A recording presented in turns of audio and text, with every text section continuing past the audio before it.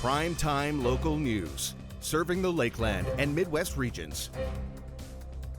The Lloydminster RCMP are launching a new way for you to report a crime. We chat with the Lloydminster RCMP about the new and upcoming tools. I'm joined with Constable Hagel from the Lloydminster RCMP. Constable Hagel, let's just start with a few things that are going on within the Alberta RCMP. Number one, let's start with the 9 p.m. challenge, or the hashtag 9 p.m. routine, and just touch on what that's all about.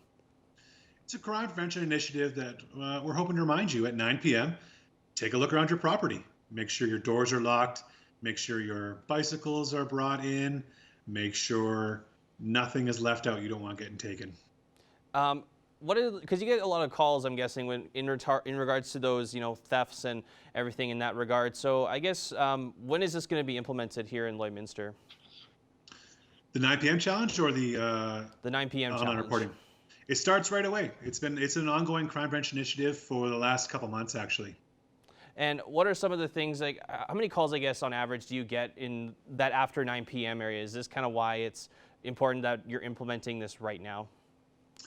The 9 p.m. challenge just means that it's usually bedtime for people, and they realize that it's time to go to sleep. We just want you to double check your property, make sure everything's put away. And now, of course, like you mentioned, we're going to talk about the online reporting, which is something that's coming out fairly soon. It's starting out in that Grand Prairie and Red Deer, Airdrie areas. But just touch on what the online reporting will consist of. It's actually a really excellent tool. It allows people to make complaints online for thefts that are under $5,000 or property crimes under $5,000 without a suspect or any video. And just a way that we can report it without actually having to have a police officer attend. Does that, like you mentioned, it kind of cuts some of that, saves some time for you guys. But what if there is an incident where if it is the over $5,000 or if it's a fairly serious offense, can they still call the RCMP detachment? Of course, yeah, absolutely. Always call if you have the concern. We'll do it. We'll gladly. It's not going to change our service level at all.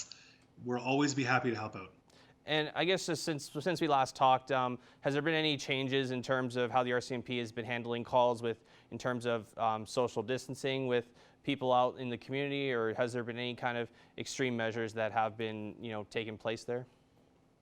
You betcha. We started using our callback unit, which is a similar tool to the online reporting. So basically anything without suspects or a police officer's need necessarily attend, you get a phone call back from a police officer. They'll take your statement over the phone or email, and just frees up the frontline members working on the street to focus on more proactive tasks. And we did talk with Dr. Newman about this a while ago about hot pets in cars, and of course one of the things that was suggested of calling a bile officer. Just for the record, is there a protocol if people do see animals in distress, especially as we get into summertime here? Is there a protocol that residents should follow if they do happen to see an animal in distress? You do see a dog in distress, call the police right away. Our dispatchers can make a determination whether bylaw needs to attend or whether the police need to attend.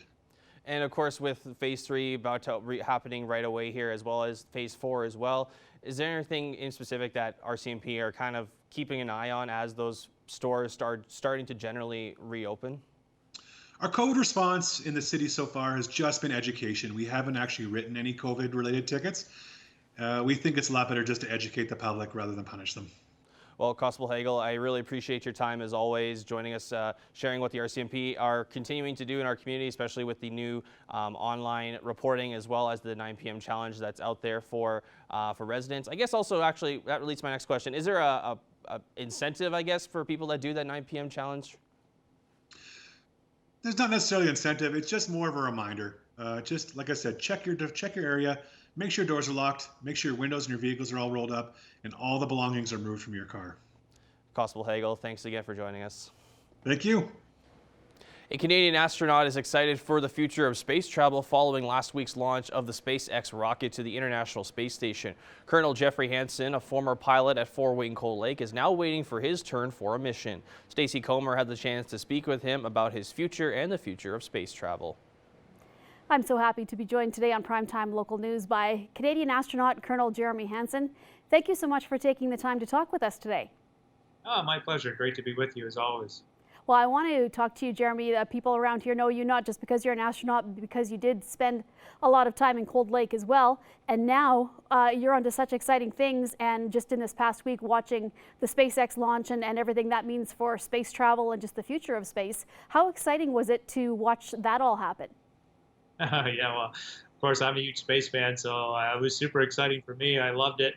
A little bit nerve-wracking, two of my friends on board a new vehicle. Anytime we're flying a new vehicle, it just feels like the risks are a little bit higher, of course. But we got exactly what we've been working so hard towards, a safe launch of Bob and Doug to the International Space Station. They're there right now. They've already started working away and just helping us with well, we're still testing out that vehicle, of course, the SpaceX vehicle, but now they're up there helping us do science and bring benefits back to humanity. So that was really, really a great outcome of the mission. So what does this mean for the future of space travel, not only for astronauts with the Canadian Space Agency, but for possible personal space travel as well? Yeah, it's just, it means opportunity. It just opens up so much opportunity. The entire goal of NASA's Commercial Crew Program was to develop an industry within the United States that would be competitive, that would be able to service the needs of NASA for getting to low Earth orbit to the International Space Station, but also to basically kickstart industry to provide some of the things you're talking about, space tourism, maybe there's a long-term goal of a commercial space station in the future that would eventually replace the International Space Station so that governments could get out of the business of owning and maintaining a space station, but maybe just purchase some of the experiment time on board a commercial space station.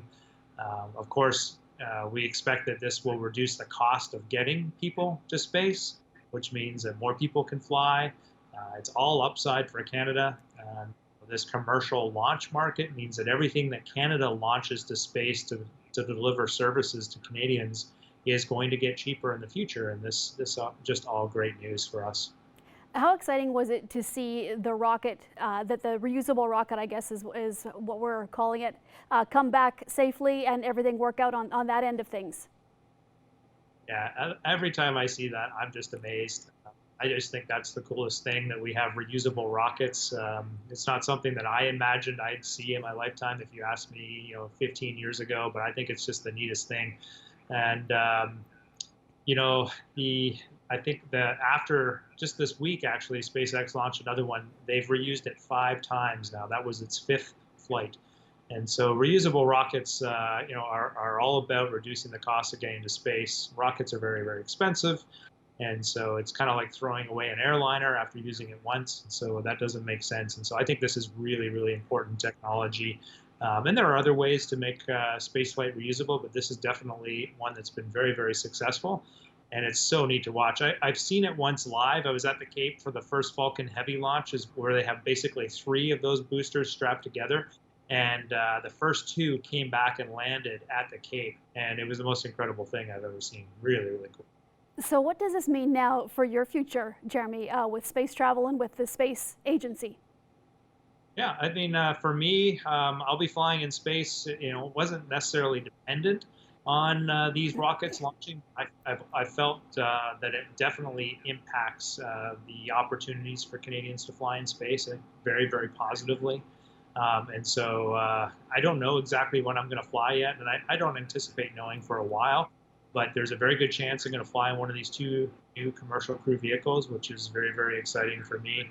But beyond that, which I think is much more important for people to think about, is especially young Canadians. They should really be looking at this and saying, "Wow, space is changing. There's going to be a lot more people flying in space in the future." And that even if I'm, want to be one of the astronauts, like maybe I'm a government astronaut, maybe I'm a commercial astronaut, maybe I'm a tourist, maybe I want to be part of the team that works on the ground, a scientist or an engineer. There's a lot of opportunity here for young Canadians that comes out of these types of advances. So, Jeremy, what are you doing in the meantime then, while you're waiting for your turn to go to space? Yeah, things never stop in the space program here. So, we're always working to keep the International Space Station going, keep science going on the International Space Station. Canada has really taken on a huge challenge. I think we've talked about it before with the Gateway program we committed to. This is essentially building think of it like a mini space station around the moon, but really what it's meant to do is to be a leaping off platform to go down to the surface of the moon, to go into deeper space, to do science there, eventually to Mars. It's all about setting up a reusable transportation network in space. You can kind of think about it like a rail line across Canada. And that's kind of what we're working on now. Canada is building a next generation of Canadarm for this. It has to be more autonomous to work out there. We're going to be doing some cutting edge work with artificial intelligence, we believe, to meet some of those demands out there. So all of this work is going on in the background. And I know for a lot of people right now, we have a lot on our mind with COVID-19, very sensitive to that. And at the Canadian Space Agency, we're really trying to think about the future, economy of the future. How do we contribute to that? How do we help Canadians in the future? And so that's very heavy on our minds today. Well, Jeremy, we thank you for taking the time to speak with us. I know that you're extremely busy, and it's always great to hear from you, and we wish you much luck and can't wait to see when it's your turn to sit on the launch pad and take off into space. Yeah, no, I'm looking forward to that day as well, and I always appreciate having the chance to speak with you. Thanks for having me. You take care. Thank you. Furniture set and design supplied by Furniture Gallery and Furniture House, downtown Lloydminster. Welcome back. Alberta Health Services released a free online program that aims to promote positive mental wellness. Jace Mackey spoke with the creator of the program to find out more. So I'm joined today by Rania Page from AHS, and we're talking a little bit about a new program, a new mini-series called Ways to Wellness, and I understand you actually had a role in creating this. Yeah, actually, Alberta Health Services created the content, and my colleague and I put together the mini-series to feature that more recently. Yeah. And so can you just talk to me a little bit about this mini-series? You bet. The mini-series consists of 7 key messages to learn simple ways to take care of your mental health daily. And so those messages include be kind, practice gratitude, be yourself, get your groove on, eat healthy foods, laugh, and get active. And when I was looking through the program, one thing that kind of struck me is that they seemed like really kind of simple things that people can do in their lives. Was that something that was important to you guys when you were creating this program, to have them not be something huge, but something kind of small that they are able to accomplish? Absolutely. Yeah. It's designed for all Albertans to use this information, and it's meant to be simple steps that you can take daily to improve your mental health and infuse it into your life in a way that works for you. And so if someone wants to start maybe using this mini-series or getting a hold of it, how are they able to do that? Yeah, great question. So basically just go to the Alberta Health Services website and search Ways to Wellness, and you'll get lots of information there on the 7 ways. And when it comes to mental health, I think that's something that we've been talking a lot about more in our society, about promoting individuals' mental health. But just, and it's something obviously that you focus on with your role with Alberta Health Services, but why do you think it's just so important for people to pay attention to their mental well-being? At some point in our lives, we all face different stressful challenges. So things like financial pressures, loss, unemployment, and situations like COVID-19. And so these tips can be used anytime to improve our mental health and just to keep us bouncing back and feeling resilient during difficult times. And obviously, yeah, during this time, I think is a time when a lot of people might be dealing with a lot of extra stress. Are there any other supports that Alberta Health Services provides for people who can just maybe log on to get some more information? Absolutely. I would just say that remember, anybody who feels like they might be struggling or just wanting some more information Alberta Health Services can certainly offer many options. So one main thing is to start by calling HealthLink, or people can use the mental health helpline as well, or just go to albertahealthservices.ca Help in Tough Times for other resources. All right. And then about this mini-series, can you just talk a little bit about what people can expect if they log on to see it? I understand it's like a PowerPoint. What else can people see? Absolutely. Each of the 7 is 3 slides.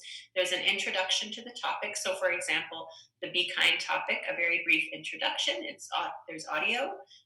We talk a little bit about the benefits of being kind, things like enhancing positivity, building self-esteem, changing perspective, reducing stress. And then the last piece of each session is tips on how to do that. So, for example, the Be Kind one has tips on, helping a friend or neighbor, greeting somebody with a smile, leaving a kind note for someone. So, when we do those kinds of things, it can enhance feelings of joy, emotional resiliency, and reduce feelings of isolation. It's good for our mental health. Perfect. And before we go, is there anything else you want to add today? Just thank you for the opportunity to feature this resource that's always around for Albertans, and to acknowledge that Alberta Health Services is here at any time. Perfect. Thanks for talking with me today. Now it's time for this week's edition of What's Open. Here's Heather Klages.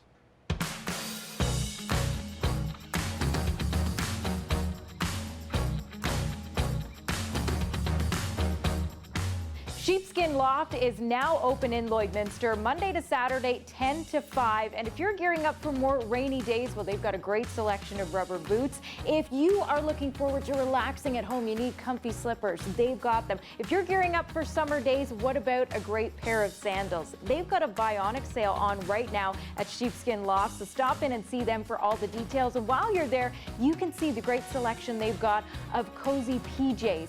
They've got ponchos, they've got fantastic socks, they've got some great gift ideas. So if you're looking for something for yourself or to treat somebody in your life, you can visit Sheepskin Loft, open Monday to Saturday, 10 to 5, right next to the truck stop. Getting set to reopen on Monday and welcome you back is Progressive Fitness here in Lloydminster. If you want to stop by and take those first steps towards that active lifestyle, or maybe you're well on the path but you need some guidance, get in touch with Clark, 780-871-8653. They've got CrossFit, they do foundation training, they have MyFit as well, and they are looking forward to welcoming you back or welcoming you as a new member starting on Monday. So give them a call to get registered. Progressive Fitness, everyone welcome, great for all fitness levels, reopening on Monday.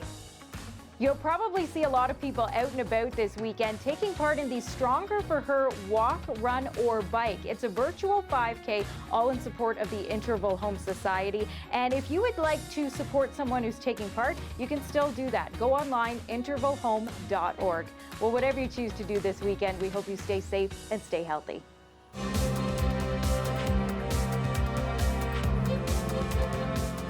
With the Lloydminster Golf and Curling Centre opening up their driving range, more opportunities have come to improve someone's golf game.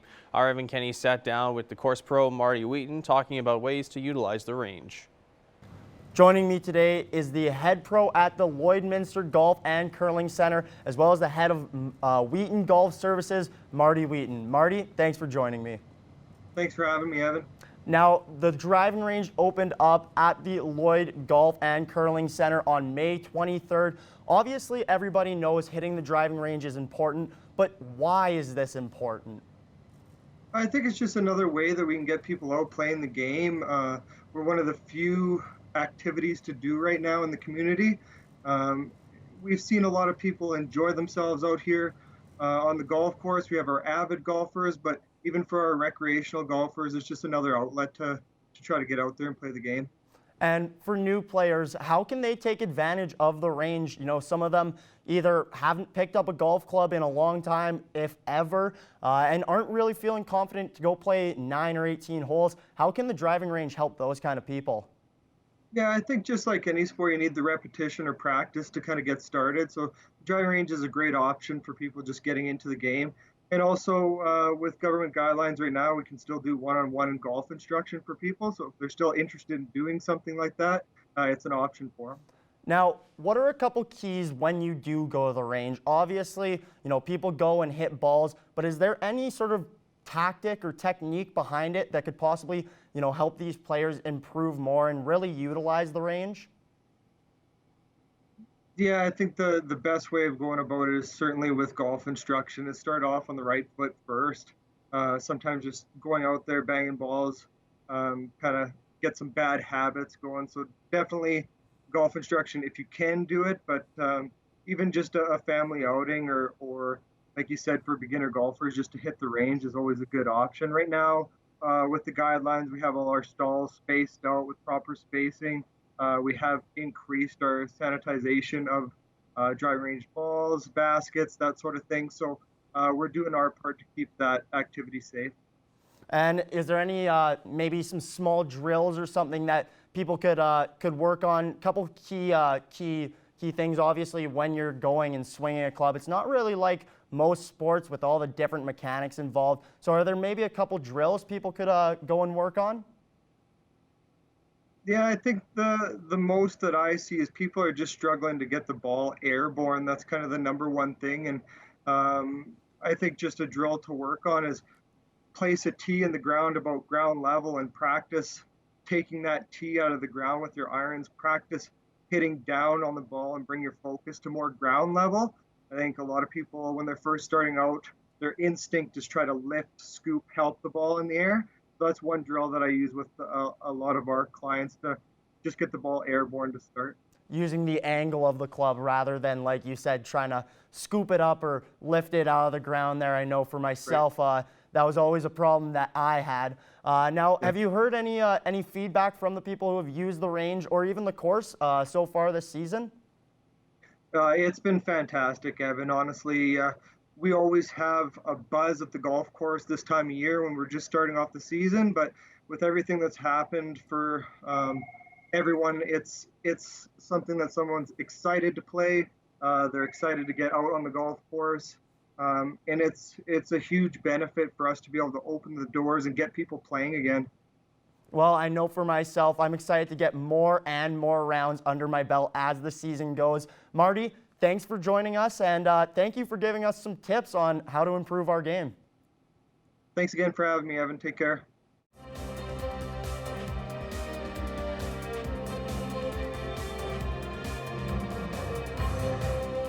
I'm joined here with Connor Chan, and today we are going to be talking entertainment. Now, Connor, I know you're a big entertainment fan, and you really check a lot of these websites that give us a lot of information. Now, you also mentioned that there is new rules that is going to be going out for movie productions. Yeah, there's going to be several changes. The UK and the New Zealand governments have said they can resume filming, so movies like Avatar 2, Fantastic Beasts 3, and of course The Batman and The Witcher on Netflix are going to resume production, provided that there are those social distance protocols in place.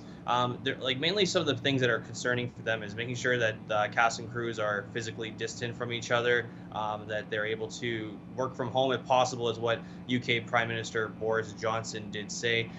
They did also say that they are also trying to get other productions that were supposed to be getting ready to go up and running. Productions like The Little Mermaid and Call of the Mile Life and all those other kind of movies as well. But it's been a long wait, and I know for some of these movies that are filming out in Europe are able to get going, but the question is now what's going to be for North America. They're also following the same protocols. They did release a page to the governors, of course, in different states that say they have to follow these protocols and make sure that they aren't in big groups. So it's just a matter of time before we kind of see what happens here in North America.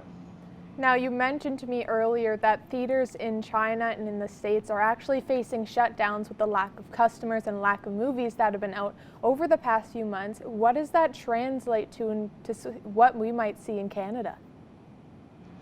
Yeah, many theaters across the U.S. like Cinemark and AMC are facing a lot of problems right now. Just for some facts here, it's been a huge blow for those theaters across the world.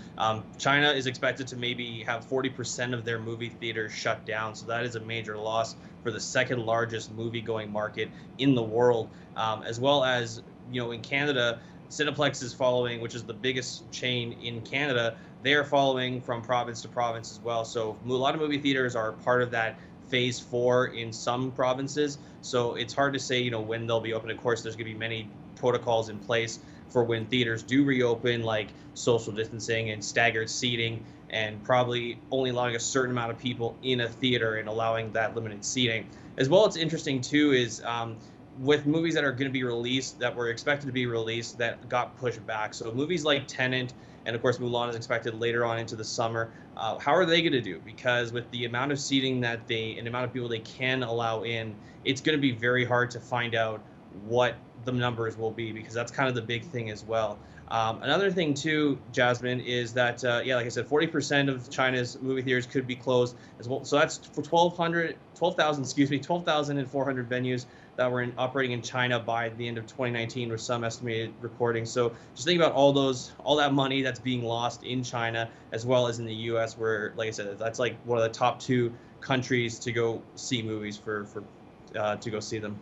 Now, you mentioned that phase 4 in some provinces could see movie theaters opening. Now, that could also mean filming in certain provinces like BC.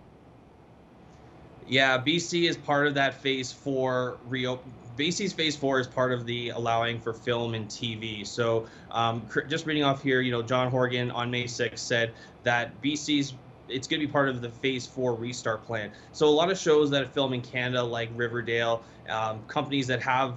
Canadian companies have shows like The Good Doctor as well, just to name just one of the more popular ones. It's going to be interesting to see as well, because I know Manitoba is a very, very big filming community. It started to grow over the course of the last several years, and of course we've seen a lot of Hallmark movies as well film in Canada as well. So it'll be interesting to see what happens, because there hasn't been a whole lot of information with how the Canadian markets are going to do when it comes to their film productions. But it'll be interesting to see going forward. Like I mentioned earlier, UK and New Zealand are getting underway with very big budget movies. Of course, Mission Impossible 7, another US movie that is going to hopefully resume filming in Europe later on into this year. So it's just a matter of a wait and see on how every country kind of plays it out year by year.